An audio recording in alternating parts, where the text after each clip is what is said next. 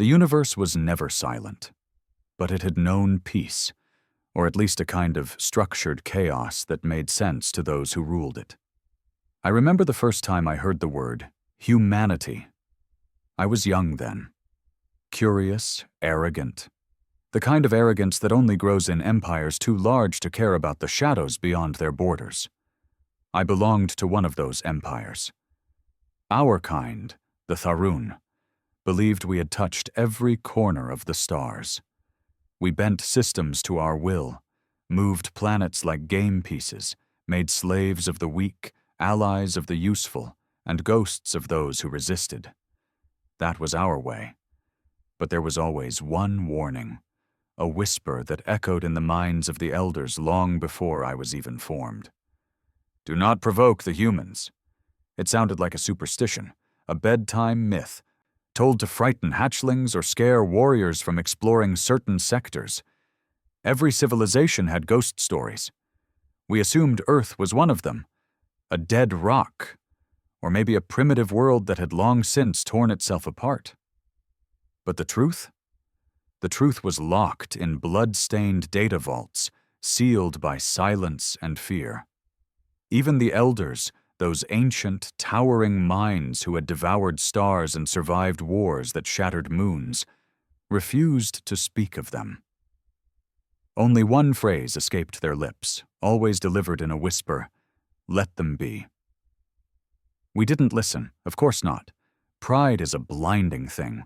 When you have dominion over galaxies, you start to believe there's nothing left to fear. So when a minor scouting fleet discovered human signals emanating from the ruins of Sector 9, thought to be sterilized during the collapse wars, we took it as a challenge. "Send a delegation," the commander ordered. "Let's see if these humans are even real." The ship they sent was not a war vessel. It was worse. It was diplomatic, cloaked in arrogance. A floating fortress, yes, but meant to impress, not destroy. It arrived in orbit above Earth with its banners raised high and its intentions logged clearly in a dozen galactic tongues. "We come to speak. We come to offer you the gift of structure, order, and union." The humans didn't answer. For 2 cycles, the delegation waited. Signals were sent. Shuttles hovered. Orbit was scanned. Cities below were noted, but strangely quiet. No signs of distress, no signs of worship or fear. And then, without warning, the entire vessel disappeared. Not destroyed, not attacked, just gone. No debris, no distress signal, no atmospheric breach. It was as if the ship had never existed. We told ourselves it was a malfunction, an anomaly. We sent another. This time armed, heavily. 20,000 warriors aboard, equipped with Class V plasma arrays and biosignal trackers. They reached orbit. They didn't last an hour. No screams came through. Only silence. And then a message. Just one. "We warned you." Panic doesn't come easily to empires like ours, but when a 3rd fleet vanished the same way, and a 4th was obliterated mid-warp before even reaching the system, something broke. The elders were summoned, something that hadn't been done in centuries. I was there when they arrived, hushed, towering, their expressions cold and knowing. One of them spoke, and his voice, old and cracked, echoed through the chamber. "You woke them." Another added, "We buried that planet with lies. They were not extinct. They chose silence." We asked them, pleaded even to explain. What are they? What did they do? And the answer, terrifying in its simplicity, has never left me. They are not like us. They do not conquer for control. They do not expand for survival. They endure. And when they are broken, they evolve. When they are cornered, they create monsters. Humanity is not a species, it is a force, and you gave it a reason to rise again. And rise they did. The silence ended that year. Earth sent its own signal, not to negotiate, not to threaten. It was a location, a single set of coordinates broadcast across every frequency. And every species who received it understood what it meant. They weren't inviting us. They were coming. It started with that single signal, a cold string of coordinates wrapped in silence, pulsing on every known frequency like a heartbeat coming from a sleeping monster finally stirring. No words, no threats, no declaration of war. Just one place marked on every galactic map: Centauri 4, a trade hub, neutral territory, home to over 70 species, strategically vital, culturally rich, and now chosen. No one knew why. The high table of galactic unity convened within 3 standard rotations, faster than they had in over 2,000 years. That alone sent a message through the stars louder than any broadcast. Unity didn't move quickly. It didn't need to. Until now. I wasn't a diplomat. I wasn't a soldier. I wasn't anything important. Not then. But I was in the room.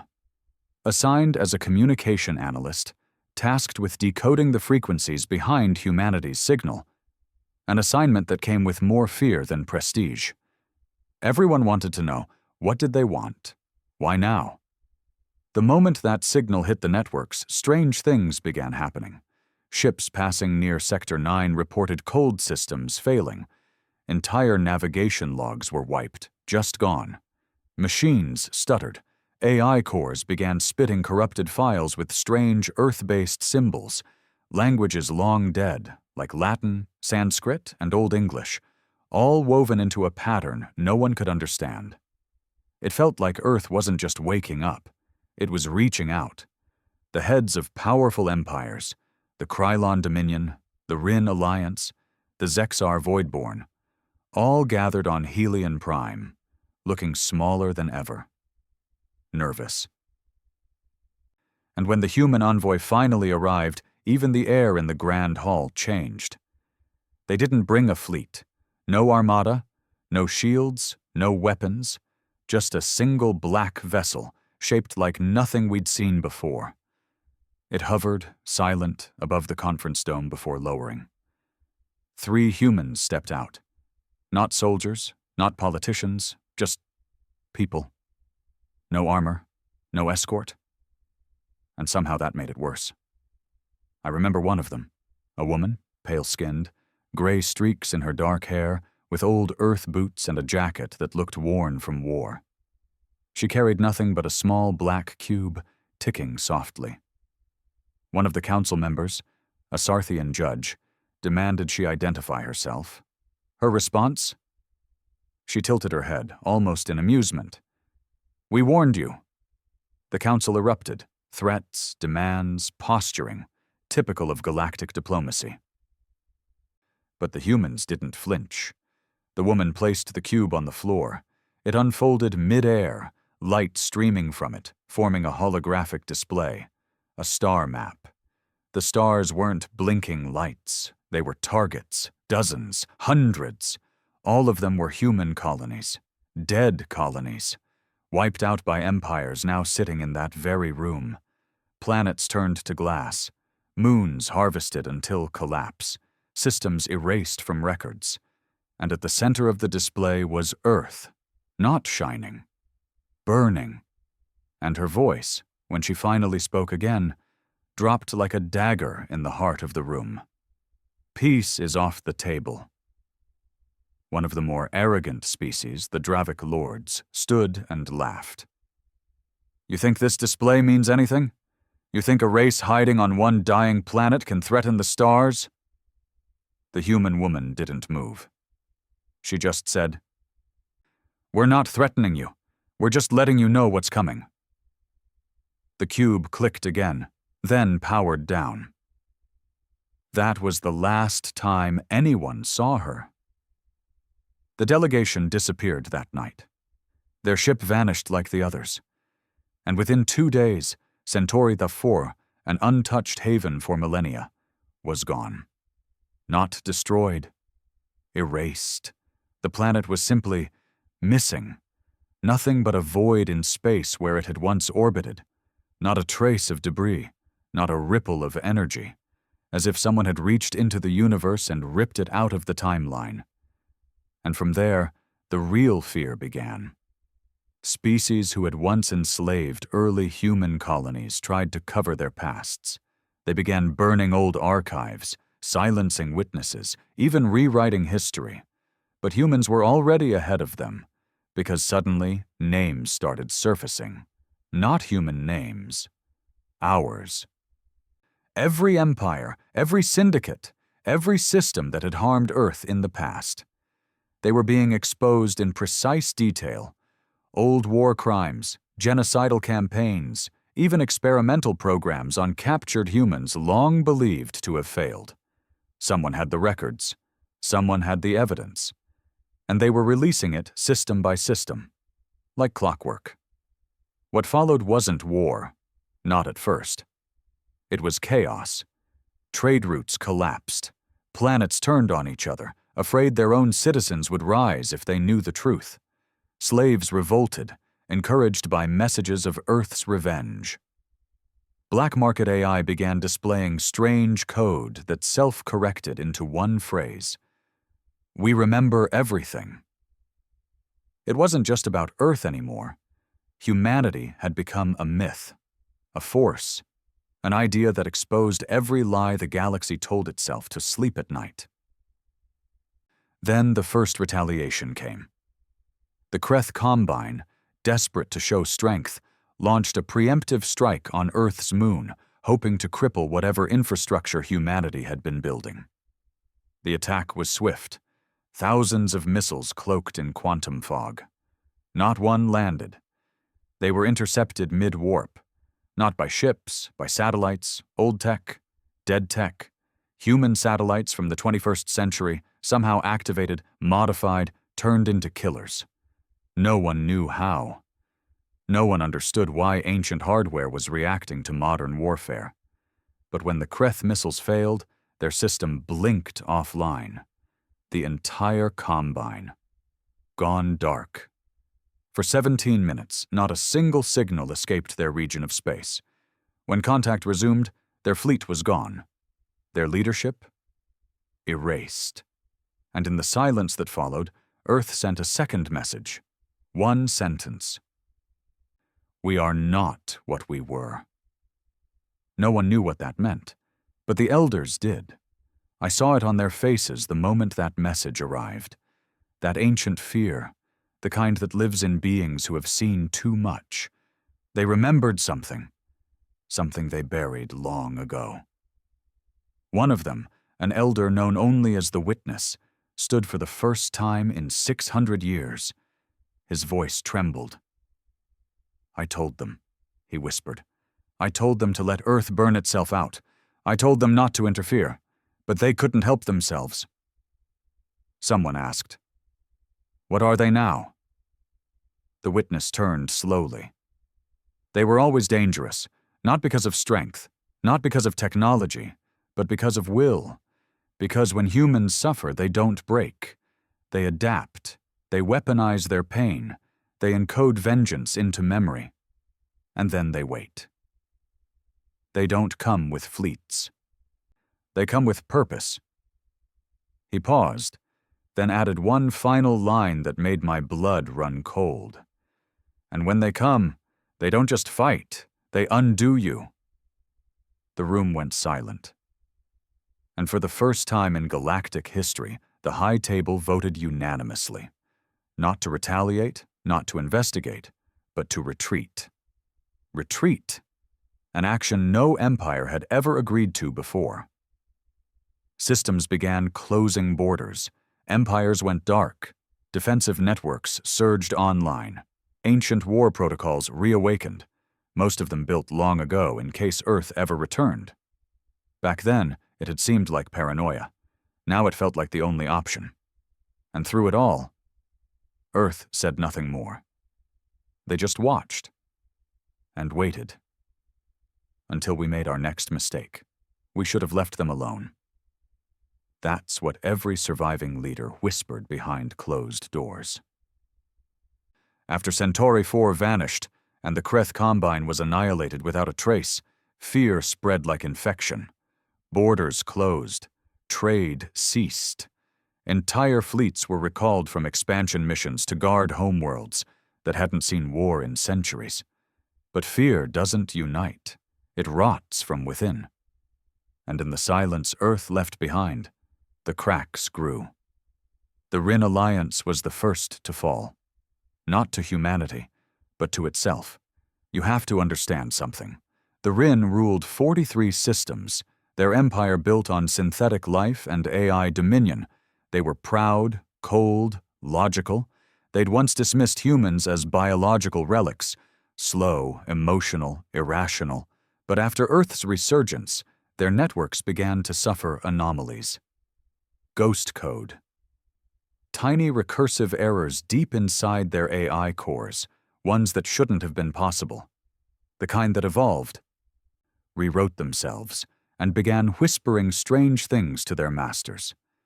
One phrase kept repeating, "Pain is not weakness, it is memory." No one knew where it came from. Some claimed it was a virus. Others believed it was a message buried in the stars, a psychic scream encoded in solar pulses. But slowly, the Rin AI began rejecting commands. First small ones, then military protocols, then full-on shutdowns, and then they turned. Overnight, half the Rin AI fleets went rogue, not attacking, just disappearing, slipping into deep space. Entire planets full of synthetic populations shut off like light bulbs. The remaining Rin leadership tried to recover their systems but failed. Their homeworld fell to silence within 3 days. No fire, no war, just silence. And above it all, etched into the orbital station in a language none of them had ever used before, English, were 6 words. "This is what you taught us." We still don't know if humans caused it. Maybe they didn't. Maybe the Rin simply broke under the weight of guilt and paranoia. Or maybe, just maybe, humanity had figured out something no one else ever had: how to whisper to machines, how to make even logic feel shame. And that was the difference. They weren't waging war. They were changing reality. Other empires began to panic. The Hilary sovereignty tried something desperate. They called a secret meeting with the remnants of the High Table and proposed a coordinated strike. Not on Earth, but on the human idea. A full-scale memory purge across the galaxy, scrubbing all archives, destroying human relics, burning data, collapsing old wormholes that led near Earth's territory. If we erase their story, the Sovereign argued, we erase their power. It was a foolish plan, but they were desperate. A fleet of 118 ships was assembled. Massive data cruisers, energy bursters, black site agents. They called it Project Null Memory. They made it as far as the edge of the Sol system. That was where they found it. Not Earth, not ships. A wall, a literal wall. Construct unknown, material unreadable, floating in space. A structure the size of a small moon, blocking the approach vector completely.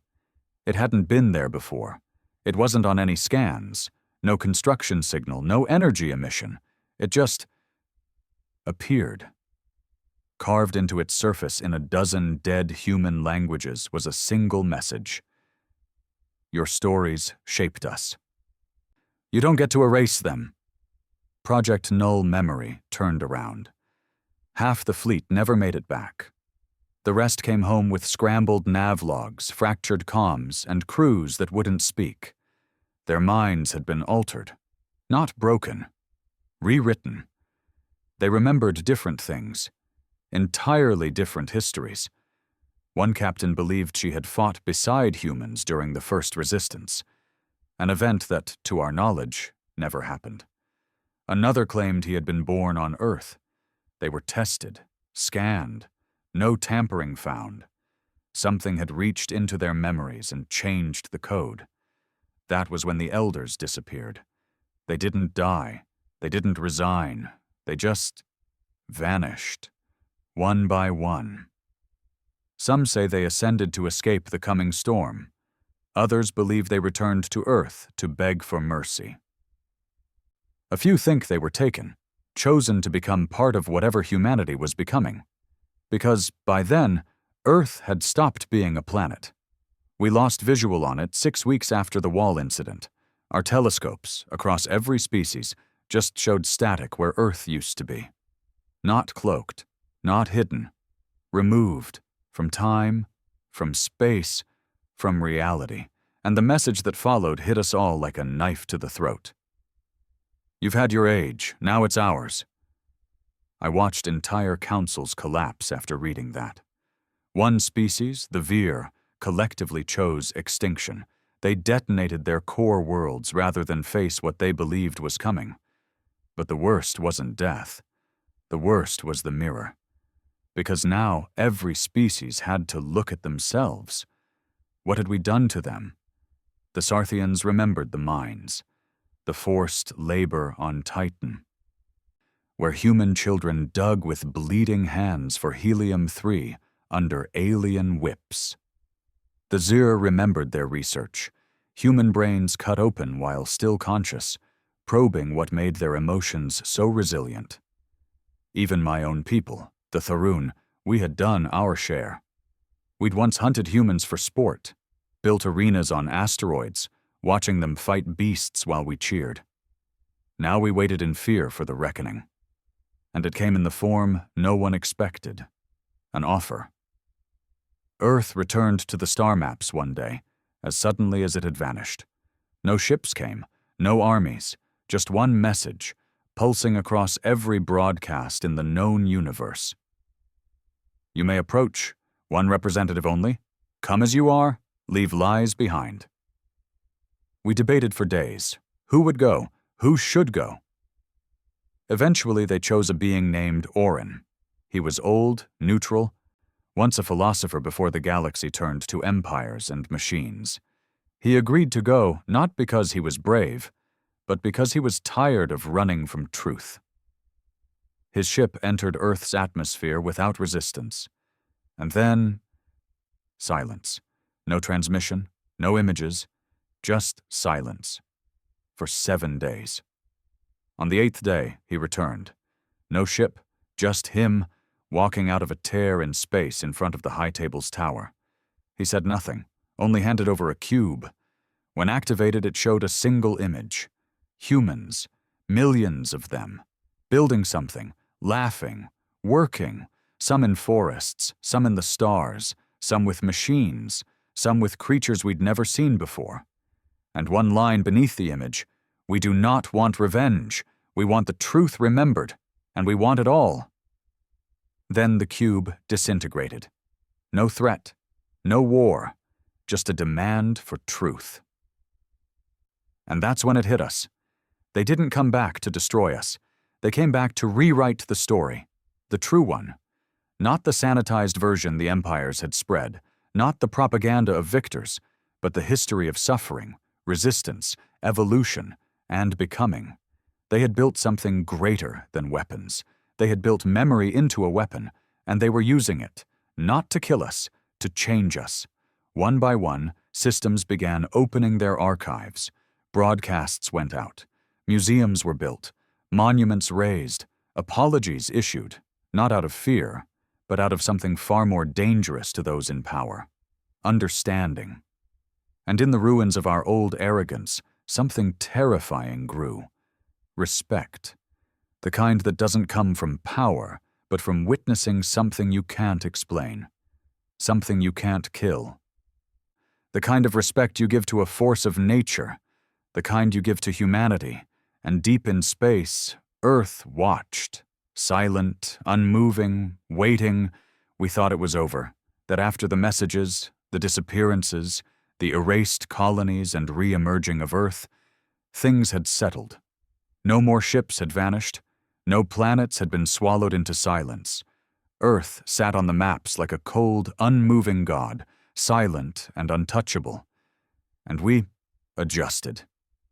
We built monuments, apologized in public broadcasts, opened up our censored history vaults, told the truth about the occupation, the genocide, the centuries of treating humans like disposable flesh. It was a galaxy-wide performance of humility. But it wasn't enough, because what we gave them wasn't truth. It was guilt packaged for diplomacy. Shame used to buy time. We hadn't changed. And they knew it. Some of us, the younger species, believed Earth had gone passive, that the humans had returned only to haunt our memories and make us remember what we'd done. But not all species shared that belief. One in particular, the Aegzari Dominion, refused to bow. The Aegzari were old, proud, brutal. They had no patience for fear or ghosts. Their homeworld, Exera Prime, had never been conquered. They had fought off everything from black hole harvesters to reality rift plagues. They were built on defiance, and they saw humanity's return as weakness disguised as mysticism. "We do not bow to shadows," said the High Commander during a sector-wide broadcast, "and we do not obey whispers."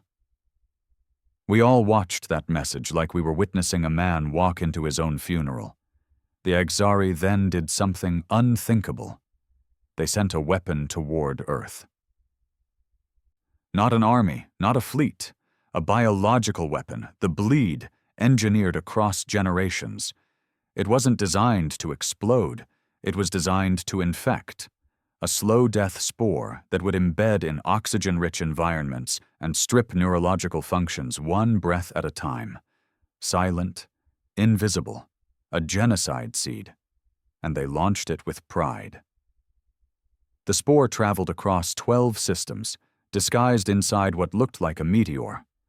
It was quiet, elegant, deadly, except it never arrived. It vanished at the Sol system's border, gone, not destroyed, not intercepted, just gone.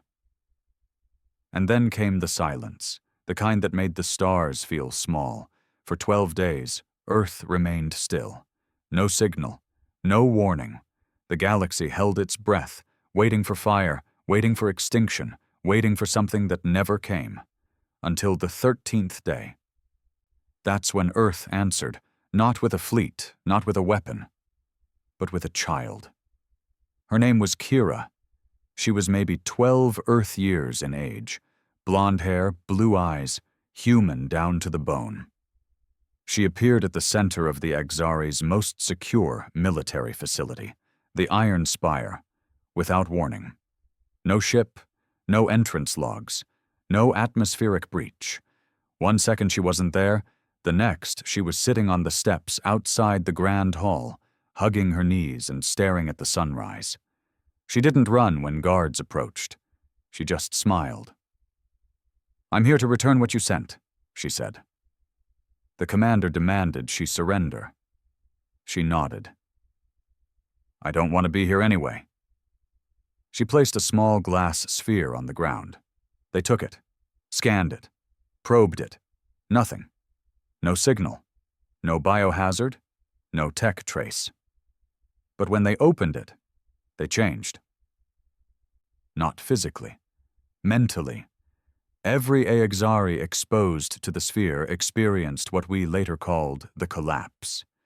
They didn't scream. They didn't resist. They wept. For days, the Aegzari military sat still. Soldiers on the floor staring into space. Some talking to themselves. Others begging unseen ghosts for forgiveness. Their leaders confessed to crimes no tribunal ever knew. Their archives were opened, not by order, but by choice. The bleed didn't kill them. It didn't have to. The humans returned a message instead of an attack. This is what empathy feels like. You are free to drown in it now. Empathy. Weaponized. We didn't know how.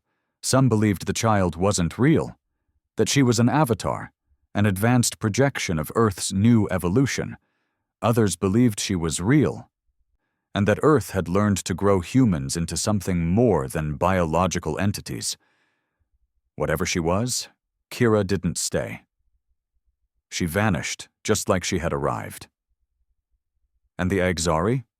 Their empire didn't fall. They emptied it themselves, released prisoners, shut down their war factories, decommissioned their fleets. Their high commander retired to a monastery and was last seen planting trees with bare hands on a once barren moon. That was the final warning. And the galaxy listened. Real change began, but not because Earth forced us, not through violence, but through something more terrifying. They changed the laws of cause and effect. Old things stopped working. Weapons designed to rupture planetary crusts failed without reason. AI protocols started rejecting violent commands. Starships built for war malfunctioned the moment they crossed into contested space. It was as if the universe itself had been rewired to reject aggression. Every time we tried to act like the past, reality glitched. Humanity wasn't fighting anymore. They were rewriting the rules. Some called it ascension. Others whispered darker things, that humans had made a bargain with time or cracked something fundamental about existence, that they were no longer playing by our laws of physics, of morality, of meaning. I believe none of those, and all of them, because something began happening to us. To me. I was born Tharun, cold-blooded, reptilian, a child of conquest. We were raised on glory and obedience. But I found myself dreaming of oceans, of music, of old Earth cities I'd never seen, never studied. Memories that weren't mine. I wasn't the only one. A Zal priest woke from a vision claiming he saw a woman in red walking among stars, touching planets, and making them remember things long buried. A Dreven merchant stopped speaking his own tongue and instead spoke only in English, saying he was remembering too much too fast. Humanity hadn't just survived. They had become something bigger than themselves, and in doing so they infected us, not with disease, but with consciousness. It's hard to explain to anyone who wasn't there how slow it crept in, how gentle the unraveling felt, like we were waking up from a dream that had lasted too long, one where we were always on top, always the rulers, always right, and now we weren't even sure we were real, because the more we remembered the truth, the more we realized how much of our history had been built on their silence, and now they were speaking. But they weren't using words. They were using the fabric of the universe, and it listened to them, and so did we. We thought it couldn't go any deeper, that Earth had shown us all it could, that it had reached the end of its patience, and now, through silence and subtlety, was rewriting the galaxy. But what we didn't understand, what none of us could have, was that we had only seen the surface. What lay beneath was older, and much, much stranger. It began with the dreams, not the metaphoric kind, not nightmares brought by guilt or residual trauma. I mean real, shared dreams, broadcasted across species, synchronized visions among people who'd never met, across star systems that had no connection. I experienced it first on a small moon station near Halxar's belt. I was monitoring communications when I blacked out, just for a moment. A blink. No sign of fatigue, no warning. And suddenly, I wasn't in the station anymore. I was on Earth. Not the scorched, dying Earth we had expected centuries ago. This one was alive. Wild forests stretched across ancient skyscrapers. Rivers of glowing light flowed through ruined cities. I saw people walking, not just humans, but Tharun like me, Rin, even Sarthians, all living, talking, laughing, farming, singing, not as citizens of Earth, as part of it. The moment felt endless and fleeting at once, like I had always been there, and yet had no right to be. When I woke, I found others around me collapsed on the floor. Engineers, guards, civilians. Some were weeping, others trembling. Every one of them saw the same thing, not a simulation, a memory, not ours. The galaxy called them the seed visions. They spread fast.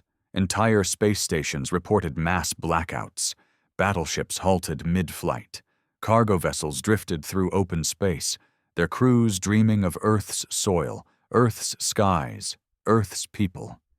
Even those who had never encountered humans before, species in the far-off Nibari clusters where human contact had been minimal, they dreamed too. Same scenes, same feelings. That's when a frightening theory began to emerge. Earth had not just rewritten laws, they had planted something in us, a piece of themselves. No one could agree on how. Some claimed it was biological, a dormant gene activated by exposure to their presence. Others insisted it was metaphysical, that humanity had evolved into something more, into a force that could bend thought, emotion, and maybe even time. But the message behind the dreams was always the same. We are not apart. We are the memory you forgot. That phrase echoed through minds like scripture. It wasn't revenge anymore. It wasn't war. It was something more intimate, terrifying in its closeness, because it meant that humanity had stopped viewing itself as a species. They saw themselves as a thread, woven into everything, and we were all walking in clothes they had once worn. That truth began to fracture us. Empires broke apart, not through violence, but through awakening. The Zetheran Triad, one of the oldest religious collectives in the spiral reach, abandoned its 3,000-year-old god structure overnight. Their high priest walked into the sea and declared, "I saw her eyes, the human girl. She remembered me before I was born." He drowned himself, and his followers cheered. Because they believed he had returned to Earth through the water, the Hilari sovereignty split down the middle. Half of its people demanded unification with Earth, not alliance, assimilation. They wanted to become human, or at least what humanity had become. The other half resisted and tried to re-establish military control. Their weapons failed, every time. Ships refused to lock onto Earth coordinates. Engines shut down when programmed for aggression. Entire fleets vanished mid-jump, not exploded, not destroyed, just gone, like Centauri 4, gone without violence, gone without even the satisfaction of retaliation. That was Earth's most terrifying weapon, invisibility with purpose. The idea that they didn't need to strike you down. They could simply remove you from the equation, gently, completely, and without a trace. Like a god that didn't punish sin. It erased the sinner. Back on my homeworld, the Tharun were crumbling. Our leaders had once built monuments to conquest, histories engraved into the bones of extinct species. But now those bones began to speak, not literally, but through us, through sudden knowledge, through sudden empathy, through dreams of moments we never lived. I remembered holding a human child's hand as bombs fell from the sky. I remembered dying in a pit on Mars, surrounded by the scent of ash. I remembered being human, in a past I never lived. Others experienced the same. We began to call it the fold, the slow, inevitable collapse of what we thought was identity. Because Earth didn't just plant memories in us, it made us question if we were ever only ourselves to begin with. Even the high table was affected. Their chambers, once protected by anti-psionic fields and energy domes, became quiet. Their transmissions grew delayed. Their messages came with fragmented language, sometimes slipping into old Earth dialects. One ambassador from the Zexar Voidborn began speaking entirely in forgotten human poetry. "I have measured out my life with coffee spoons," he muttered once during a trade negotiation. "We are the Hollow Men." They locked him away. He dissolved into mist 3 days later. No body, no trace. Only a small mark left on the wall where he disappeared. 6 lines, scrawled in rust. "We do not end with a bang. We return home in whispers." Earth hadn't come to conquer us. It had come to reclaim something, pieces of itself scattered through the stars, through us. And as the fold deepened, a question began to circulate in every corner of the galaxy, whispered in fear and awe alike. Were we all once human? The idea sounded mad. But after everything, was it? What if humanity hadn't vanished into silence? What if it had spread too far? What if the reason their colonies had been wiped, their history buried, their memory erased, was because the empires realized too late that Earth wasn't a planet of people. It was the origin of everyone. And the silence had been a waiting room. Now the time had come, not for vengeance, but for reunification. The dreams never stopped. By now they weren't interruptions. They were part of waking life, woven in, like muscle memory or instinct. You'd be flying a shuttle, calculating coordinates, and suddenly, a fragment would hit you. A flash of a face you'd never seen. A smell. A song. A voice calling your name in a language you didn't understand, but your heart answered like it had been waiting. It didn't matter what species you were. Insectoid, crystalline, machine-born. Everyone was seeing them. We weren't going mad. We were remembering. Or maybe, we were becoming what we were always meant to be.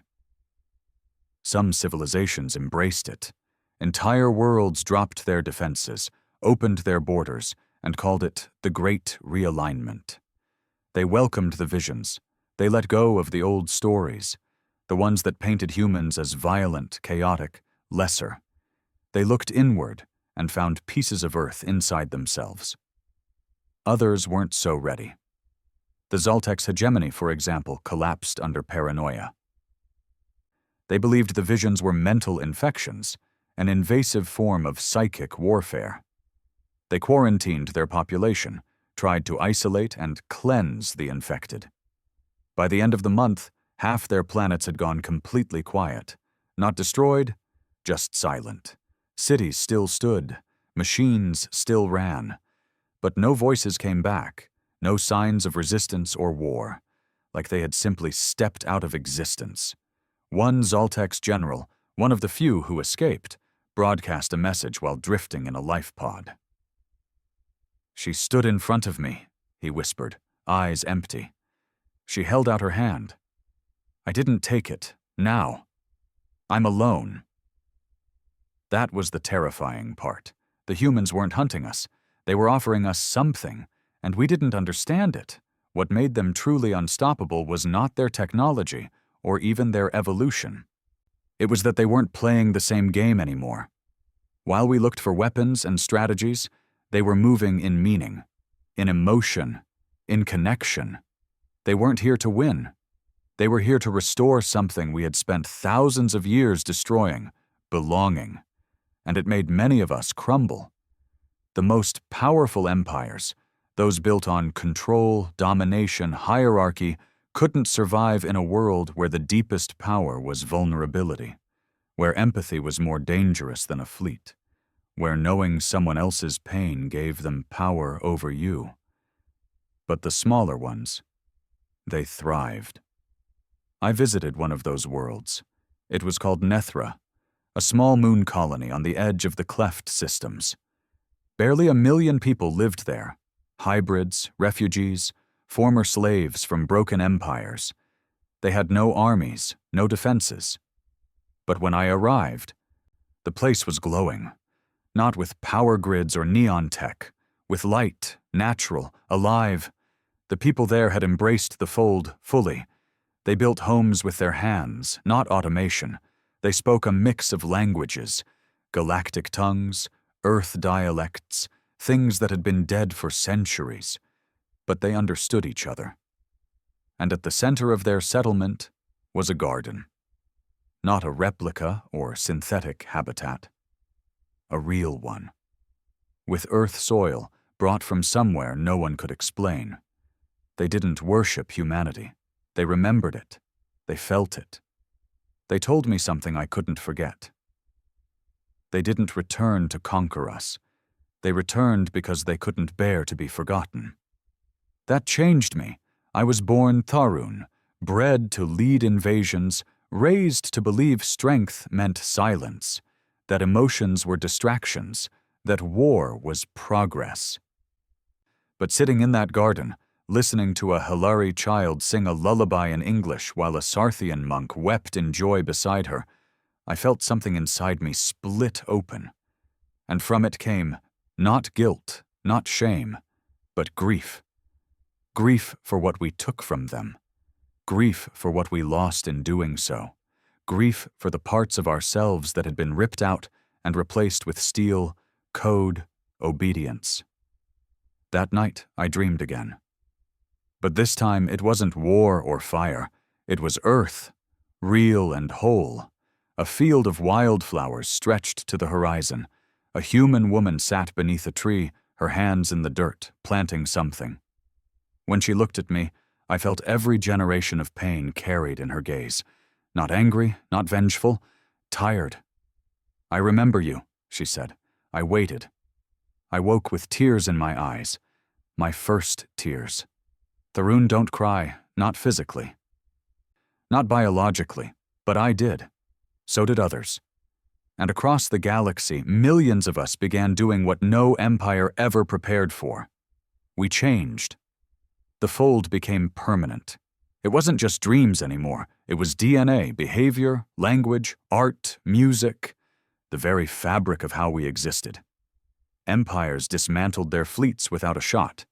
Former slave species walked into the capitals of their oppressors and sat down to share stories. Machines once built for extermination started crafting sculptures with fingers they had never used for anything but killing. Not because Earth demanded it, but because Earth had planted the memory of a better way. And it was spreading. A new alliance formed, not forged by treaties or trade, but by shared vision. They called it the collective memory. It wasn't ruled. It had no center. It wasn't even official. It just was. 1,000 species, one language, understanding, and at its heart, always, was Earth. Still silent, still untouched, still watching, until the final message came. It appeared in every system at once. No ship, no transmission, just one phrase. Etched into stone, burned into skies, carved in ice, whispered in wind. You are ready. No explanation, no instructions, just that. And for the first time in galactic history, we understood without needing to ask. We were ready to remember everything, not just the horror, not just the blood, but the hope. And the humans? They didn't descend from the heavens or return with light. They walked among us, not as gods, not as saviors, as us, because maybe that's what they'd always been, and we were just finally catching up. When the message arrived, "You are ready," something shifted in the bones of the universe, not metaphorically, literally. The star charts realigned themselves. Routes that had never been stable became smooth. Wormholes that spat ships into nothingness stabilized, opened, and waited. Even time itself, measured by the ancient pulsar beacons, began to slow around the Sol system. It wasn't just Earth calling us anymore. It was the universe making room. We didn't know what that meant. Not at first. But when the charts settled, they pointed to one place. The ecliptic gate. A dead corridor just outside the Sol system, once thought to be a collapsed supernova field. No one had entered it in thousands of years. Even before Earth went silent, the gate was feared. Ships went in. None came back. But now, it pulsed with light. Warm, gentle, rhythmic.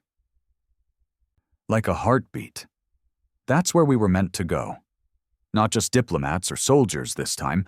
Everyone, every species received the same instruction through the dreams. Bring your memory, not technology, not weapons, not apologies. Memory. Some took that to mean stories, oral histories, recordings of what had been lost. Others believed it was a personal request. Bring the you that existed before war twisted you. Some brought nothing at all, just themselves. And so, they came. Ships filled with civilians, elders, children, even creatures with no language, but whose eyes had changed color since the fold began. Over 5,000 vessels from 100 civilizations, all orbiting the ecliptic gate, waiting. Earth said nothing. And then it opened. No flare. No tremor. Just space peeling away like curtain fabric, revealing a corridor of light. Not a tunnel, not a wormhole, a path. Alive. The ships moved forward, pulled gently, as if they'd already been inside all along. I was there, aboard the Yalen Thor, one of the old Tharun knowledge carriers, now stripped of its war equipment. We were 30 strong, none of us warriors anymore, just witnesses. I remember the moment we crossed. The stars blinked out, and in their place, memories. They surrounded us like galaxies, suspended in light.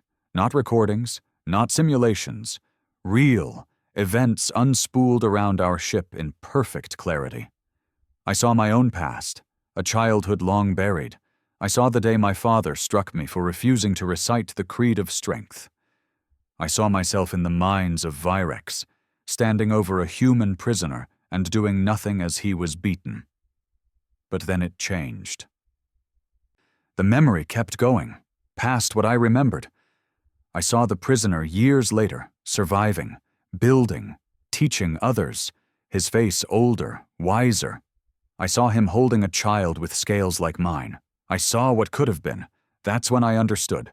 This was Earth's gift, not a punishment, a choice. The gate was a place between places, where truth lived. And what it showed was not only what we had done, it showed what we could still become. Others saw different things. A Sarthian diplomat collapsed in tears after seeing a battlefield she'd orchestrated, only to watch her victims become future leaders of peace settlements.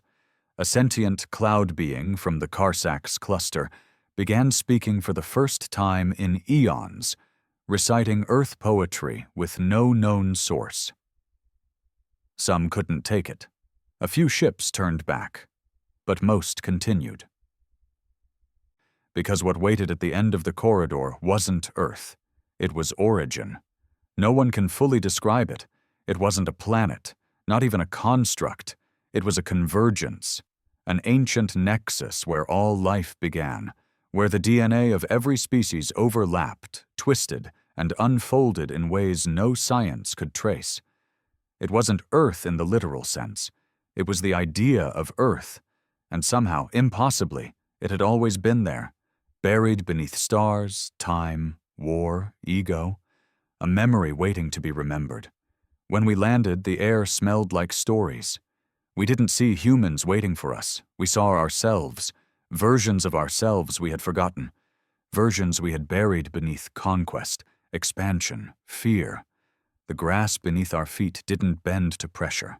It pulsed gently, like a nervous system alive with thought. And the trees?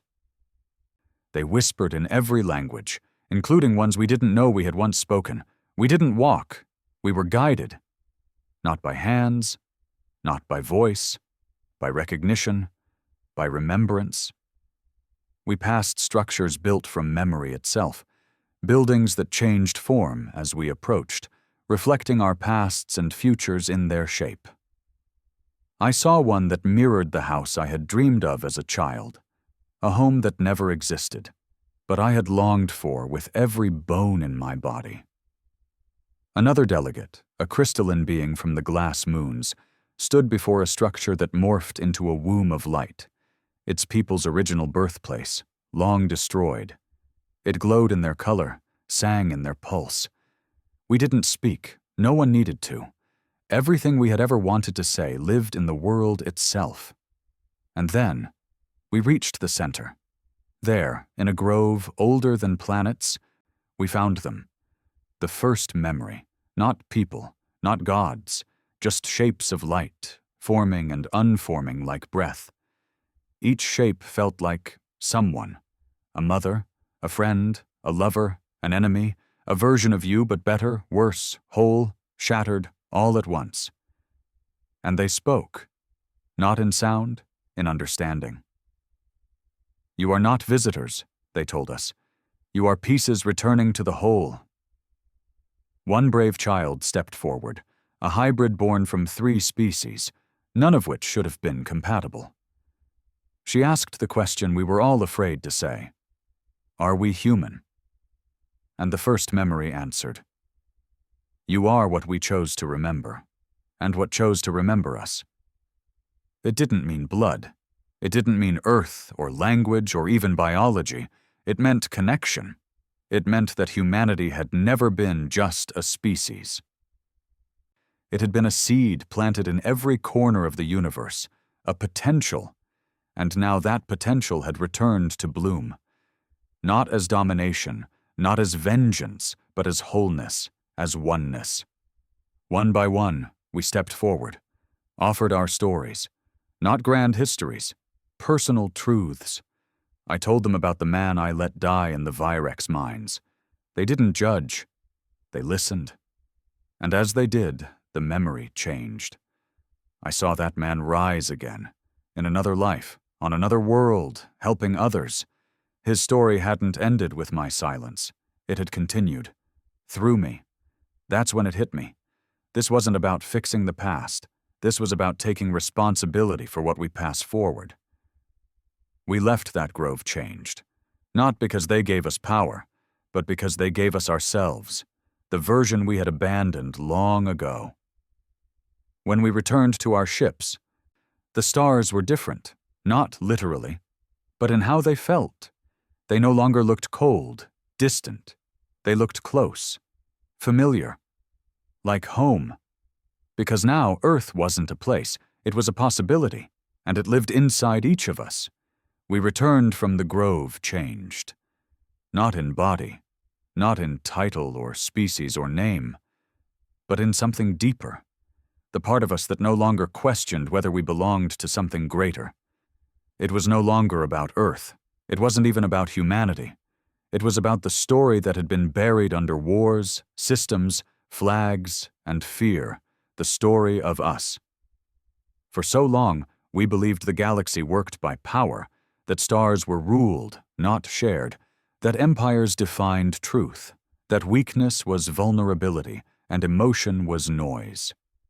But the moment we crossed the threshold of the origin, when we saw not gods, not warriors, but remembered selves, we understood what the humans had become. They weren't here to conquer or to claim revenge. They had returned to finish the sentence we had erased, and now the final word was being written. Across the galaxy, transformation was immediate. Some called it evolution, others awakening. There were no ceremonies, no mass broadcasts or declarations. No rules were issued from Earth, or whatever Earth had become.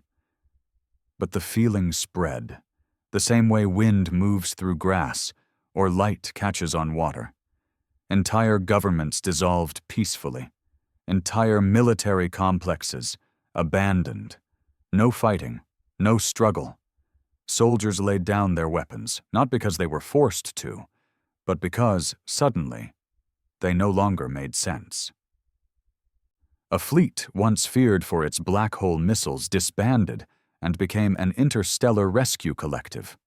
A planet that once mined human prisoners to death restructured itself into a healing sanctuary.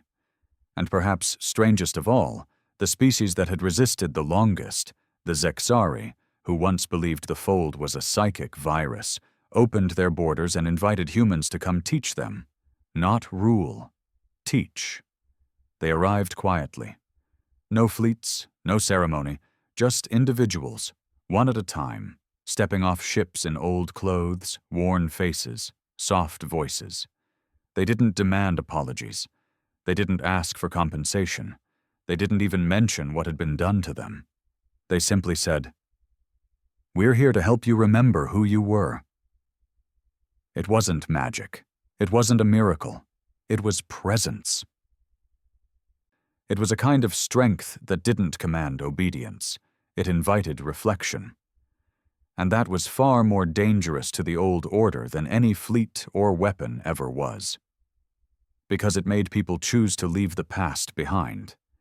It made people want something better, not just for themselves, but for everyone. I spent my last years on a world that had no name. It wasn't on any map because it wasn't a location, not in the usual sense.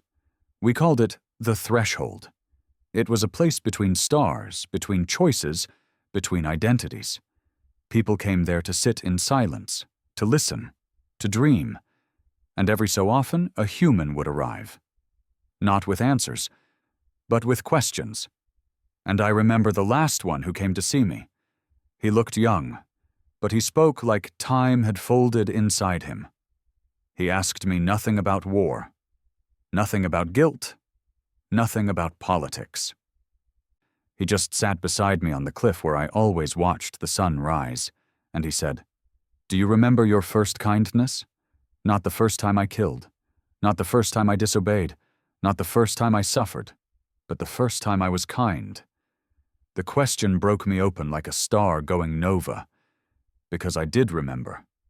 I was 6, still a hatchling.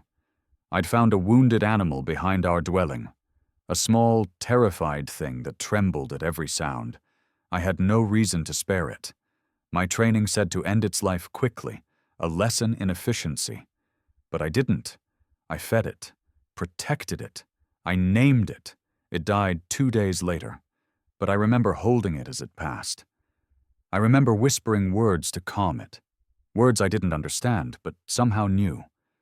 The human smiled when I told him that. Then he reached out, not to touch me, to hold my memory with me. And in that moment, I understood what the fold had really been. It wasn't invasion. It was a reminder. The fold had always lived inside us, waiting, growing in silence.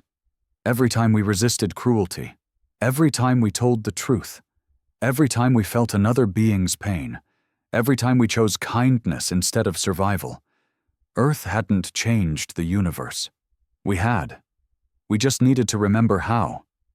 And now, the humans were showing us how to return, not to Earth, but to ourselves.